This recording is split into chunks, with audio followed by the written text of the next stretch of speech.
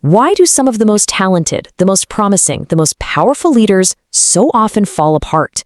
Is it some brilliant rival, a political takedown, just bad luck? What's really going on here? Have you ever watched a powerful, gifted leader just collapse? I mean, seemingly out of nowhere, their career, their reputation, it all just comes crashing down. It's a story we've seen happen over and over again. But what if the real reason for the fall isn't what we think it is? Okay, let's get into it. So, this is the big question we're tackling today. Why do some of the most talented, the most promising, the most powerful leaders so often fall apart?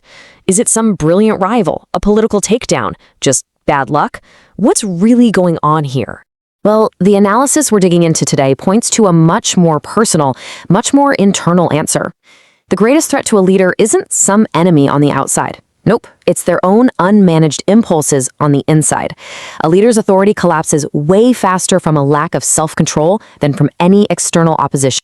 To really understand this, we're going to follow a clear path. First up, we'll look at what we're calling the Samson Diagnostic. Then we'll dive into that internal war between impulse and reason. After that, we'll explore desire's deadly blind spots, the huge paradox of power without self-mastery. And finally, we'll pinpoint the leader's one true enemy. So let's start with our case study. You see, the story of Samson isn't just some old tale about a strong guy. Think of it more like a timeless diagnostic tool, a kind of psychological profile that helps us understand the mechanics of leadership failure, even in our world today. And this quote just nails it. Samson is the perfect negative case study. He's the textbook example of what happens when raw talent and ability completely outpace self-regulation. He had every gift you could possibly ask for, but his judgment was fatally flawed because of these massive blind spots. And those blind spots were created by his own runaway desires. And that brings us right to the core conflict, doesn't it? The war that's happening inside every single one of us, and the one that Samson just kept losing over and over again. It's that constant battle between our immediate impulses and our long-term rational thinking. Now, to really frame this up, let's borrow a key idea from psychology. Sigmund Freud talked about something he called the pleasure principle. It's that raw, primal part of us, the id, that basically just wants what it wants right now. It's that voice screaming for immediate gratification for every urge, with zero thought for the consequences. You can really see the two sides of the coin here. On one side, you have low-level thinking. It's driven by that pleasure principle, and it's always asking what feels good now. But then you have high-level thinking. It's governed by reality, and it asks that crucial question, what does this cost me later? Samson lived almost entirely in that first column, constantly trading his future for a moment of pleasure. And that failure to delay gratification, that's exactly how leaders lose their way. And listen, this isn't just some abstract theory. You probably heard of the famous marshmallow test, right? Psychologist Walter Mischel put a marshmallow in front of a kid and said, you can have this one now, or if you can wait a few minutes, you can have two. Some kids just could not resist the impulse for that immediate reward. This principle pops up everywhere, even in something as simple as studying. So take Nora's approach here. She's cramming everything into one night. That's a perfect example of impulsive, short-term thinking. And the result is C. But now, look at Leslie. She uses what's called distributed practice, spreading her studying out over time. That takes discipline, that takes long-term reasoning, and it gets her the A. The lesson is crystal clear. Delaying gratification almost always produces a better result. Okay, so what happens when this lack of self-control starts to bleed into your relationships? Well, this is where things get really dangerous. Samson's inability to manage his impulses didn't just hurt him. It created these huge blind spots, making him incredibly vulnerable to manipulation from the people closest to him.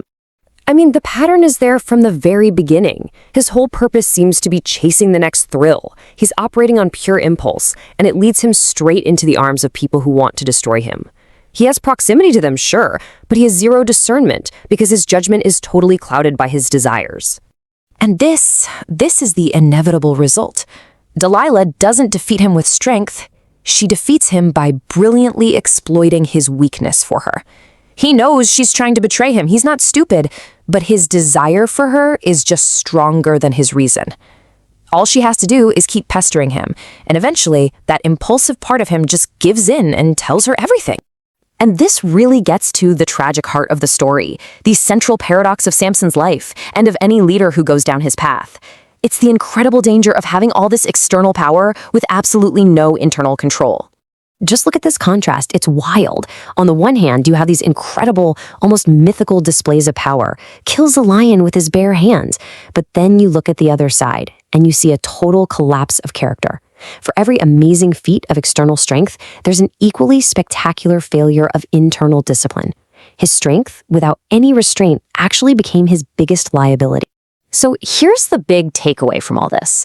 Samson's story screams that physical strength, or natural talent, or charisma, it's all basically meaningless without self-control. In fact, without self-mastery, all that talent just makes you fail faster and harder. He was the strongest man alive, but when temptation showed up, he was the weakest. So we've diagnosed the problem, and this brings us to our final and most important conclusion. What's the ultimate lesson for any leader in any field? It's that the most important battle you will ever fight isn't with some rival out there. It's always the one fought inside yourself. A leader's downfall never just happens overnight. Nobody wakes up one morning and decides to implode. It's a quiet progression, a domino effect. It starts with just one single undisciplined thought. That thought then becomes an idea. That idea turns into an action. You repeat the action and it becomes a habit. That habit forges your character, and ultimately that character seals your destiny. And that's the bottom line.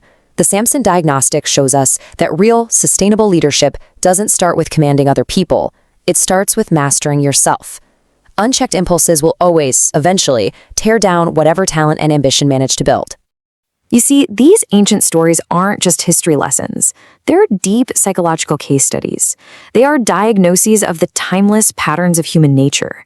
If you want to keep exploring these patterns that govern power and failure, go ahead and subscribe. We've got a lot more to unpack. So I'll just leave you with this one final thought.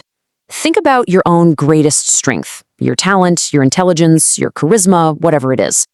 Now ask yourself this question, and be honest. Is it truly under your control, or is it controlling you?